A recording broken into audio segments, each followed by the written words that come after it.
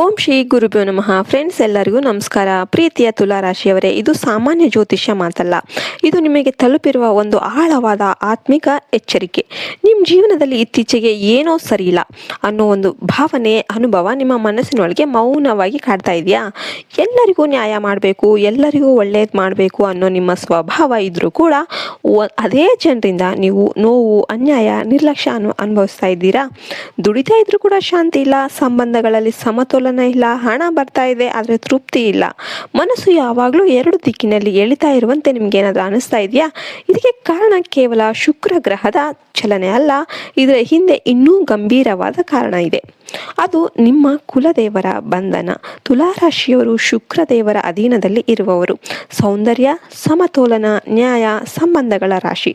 ಆದರೆ ಈ ರಾಶಿಯ ದೊಡ್ಡ ಶಕ್ತಿ ಎಲ್ಲರಿಗೂ ತಕ್ಕ ಮಟ್ಟಿಗೆ ಕೊಡಬೇಕು ಅನ್ನೋ ಒಂದು ಗುಣ.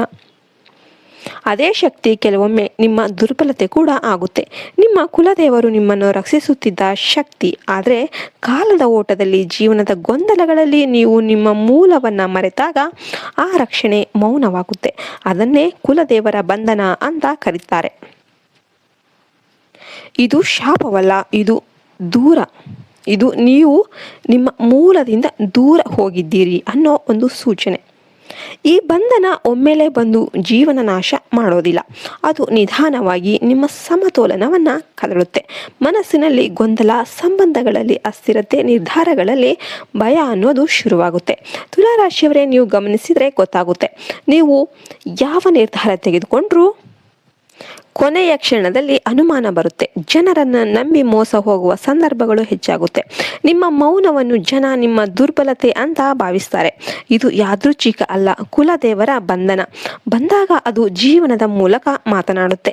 ಮೊದಲ ಸೂಚನೆ ಮನಸ್ಸಿನ ಸಮತೋಲನ. ಈ ಸಮತೋಲನವನ್ನು ಕಳೆದುಕೊಳ್ಳೋದು, ಯಾವುದು ಸರಿ ಯಾವುದು ತಪ್ಪು ಅನ್ನೋ ಗೊಂದಲ. ಎರಡನೇ ಸೂಚನೆ ಸಂಬಂಧಗಳಲ್ಲಿ ದೂರ, ನಂಬಿಕೆ ಮುರಿಯೋದು. ಮೂರನೇ ಸೂಚನೆ ಹಣದ ಅಸ್ಥಿರತೆ, ಆದಾಯ ಇದ್ರೂ ಕೂಡ ಭದ್ರತೆ ಅನಿಸೋದಿಲ್ಲ. ನಾಲ್ಕನೇ ಸೂಚನೆ ದೇವರ ವಿಷಯದಲ್ಲಿ ನಿರ್ಲಕ್ಷ್ಯ. ದೇವಸ್ಥಾನಕ್ಕೆ ಹೋಗಬೇಕು ಅಂತ ಅನಿಸುತ್ತೆ, ಆದರೆ ಹೋದ್ರೂ ಕೂಡ ಮನಸ್ಸು ಅಲ್ಲಿ ನಿಲ್ಲೋದಿಲ್ಲ. ಐದನೇ ಸೂಚನೆ ಕನಸುಗಳು, ಹಳೆಯ ಮನೆ, ಹಳೆಯ ಸಂಬಂಧಗಳು, ಅಜ್ಞಾತ ಹಿರಿಯರು, ದೇವಾಲಯ ಅಥವಾ ಕನ್ನಡಿಯಂಥ ಪ್ರತಿಬಿಂಬಗಳು. ಇವೆಲ್ಲವೂ ಕೂಡ ಆತ್ಮಿಕ ಸೂಚನೆಗಳು. ತುಲಾರಾಶಿಯವರೇ, ನಿಮ್ಮ ಆತ್ಮ ಈ ಜನ್ಮದಲ್ಲಿ ಸಮತೋಲನ ಕಲ್ಪಿಸಲು ಬಂದ ಆತ್ಮ. ಆದರೆ ಪೂರ್ವ ಜನ್ಮದಲ್ಲಿ ಅಥವಾ ನಿಮ್ಮ ವಂಶದಲ್ಲಿ ಕುಲದೇವರ ಪೂಜೆ ಕಡೆಗಣಿಸಿರಬಹುದು. ವಂಶ ಪಾರಂಪರ್ಯ ನಿಯಮ ಮುರಿದಿರಬಹುದು. ಅದರ ಋಣ ಈ ಜನ್ಮದಲ್ಲಿ ನಿಮ್ಮ ಮೂಲಕ ತೀರಿಸಲಾಗುತ್ತಾ ಇದೆ. ಅದಕ್ಕೆ ನೀವು ಎಲ್ಲರ ಭಾರ ಹೊತ್ತುಕೊಂಡಂತೆ ಅನುಭವಿಸ್ತಾ ಇದ್ದೀರಾ. ನಾನು ಒಳ್ಳೆಯವನಾಗಿದ್ರು ಕೂಡ ನನಗೆ ಯಾಕೆ ನೋವು ಅನ್ನೋ ಒಂದು ಪ್ರಶ್ನೆ ನಿಮ್ಮೊಳಗೆ ಬರುತ್ತೆ. ಉತ್ತರ ಒಂದೇ ಒಂದು: ಕರ್ಮ ನ್ಯಾಯಕ್ಕಿಂತ ಮುಂಚೆ ತೂಕ ಮಾಡುತ್ತೆ. ತುಲಾರಾಶಿಯವರೇ, ಇದು ಶಿಕ್ಷೆ ಅಲ್ಲ, ಶುದ್ಧೀಕರಣ. ಈ ಋಣ ತೀರಿದ ನಂತರ ನಿಮ್ಮ ಜೀವನದಲ್ಲಿ ಬರುವ ಸಮತೋಲನ ಅಪರೂಪವಾದದ್ದು ಆಗುತ್ತೆ. ಆದರೆ ಅದಕ್ಕೆ ಮೊದಲು ನಿಮ್ಮ ಮೂಲವನ್ನು ನೆನಪಿಸಿಕೊಳ್ಬೇಕು.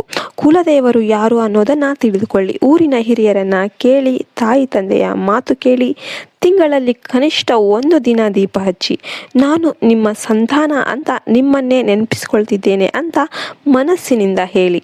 ಅಮಾವಾಸ್ಯೆ ಅಥವಾ ಶುಕ್ರವಾರ ಪೂರ್ವಜರಿಗೆ ದೀಪದಾನ, ಅನ್ನದಾನ ಮಾಡಿ. 1 ದಿನ ಆದರೂ ಮದ್ಯ, ಮಾಂಸ ಇವನ್ನೆಲ್ಲ ತ್ಯಜಿಸಿ. ಶುಕ್ರ ದೇವರ ನಾಮ ಅಥವಾ ಕುಲದೇವರ ನಾಮವನ್ನು ಕನಿಷ್ಠ 11 ಬಾರಿ ಜಪಿಸಿ. ಇದು ಮಾಡಿದ ತಕ್ಷಣ ಜೀವನ ತಿರುಗಿಬಿಡುತ್ತೆ ಅಂತ ನೀವು ನಿರೀಕ್ಷೆ ಮಾಡೋದಕ್ಕೆ ಹೋಗಬೇಡಿ. ಆದರೆ ನಿಮ್ಮೊಳಗಿನ ಗೊಂದಲ ನಿಧಾನವಾಗಿ ಕರಗುತ್ತೆ, ಮನಸ್ಸಿಗೆ ಶಾಂತಿ ಬರುತ್ತೆ, ನಿರ್ಧಾರಗಳಲ್ಲಿ ದೃಢತೆ ಬರುತ್ತೆ. ಒಮ್ಮೆ ಕುಲದೇವರ ಕೃಪೆ ತುಲಾರಾಶಿಯವರ ಮೇಲೆ ಬಿದ್ದಿದ್ದಾದರೆ ನಿಮ್ಮ ಜೀವನದ ಸಮತೋಲನ ಮತ್ತೆ ಮರಳಿ ಬರುತ್ತೆ. ಸಂಬಂಧಗಳಲ್ಲಿ ಗೌರವ, ಹಣದ ವಿಷಯದಲ್ಲಿ ಸ್ಥಿರತೆ, ಮಾತಿಗೆ ಮೌಲ್ಯ. ಶುಕ್ರದೇವರು ಭೋಗದೇವನ, ಆದ್ದರಿಂದ ಭಾಗ್ಯ ದೇವತೆ ಕೂಡ ಆಗ್ತಾರೆ. ಭೋಗ ದೇವತೆನೂ ಹೌದು, ಭಾಗ್ಯ ದೇವತೆನೂ ಹೌದು. ತುಲಾರಾಶಿಯವರೇ, ನೀವು ದುರ್ಬಲರಲ್ಲ, ನೀವು ನ್ಯಾಯದ ಪ್ರತಿರೂಪ. ನಿಮ್ಮ ಮೌನವೇ ನಿಮ್ಮ ಶಕ್ತಿ. ಈ ಸಂದೇಶ ನಿಮಗೆ ಇಷ್ಟ ಆದರೆ ದಯವಿಟ್ಟು ಲೈಕ್ ಮಾಡಿ. ಯಾರು ಫಸ್ಟ್ ಟೈಮ್ ನೋಡ್ತಿದ್ರೆ ಅವರು ಸಬ್ಸ್ಕ್ರೈಬ್ ಮಾಡ್ಕೊಳ್ಳಿ. ನಿಮ್ಮ ಕುಲದೇವರು ಯಾರು ಅಂತ ಕಮೆಂಟ್ ಮಾಡಿ. ಕುಲದೇವರು ಅಂದರೆ ನಮ್ಮ ನೆರಳು ಎಷ್ಟು ಇಂಪಾರ್ಟೆಂಟ್ ಅಷ್ಟೇ ಇಂಪಾರ್ಟೆಂಟ್. ಕುಲದೇವರನ್ನು, ನಮ್ಮ ಪೂರ್ವಜರನ್ನು ನಾವು ಯಾವತ್ತೂ ಮರಿಬೇಡ. ಜೈ ಹಿಂದ್, ಜೈ ಭಾರತ್ ಮಾತೆ. ಹರಿ ಓಂ ತತ್ಸತ್. ಸರ್ವೇ ಜನೋ ಸುಖಿನೋ ಭವಂತು.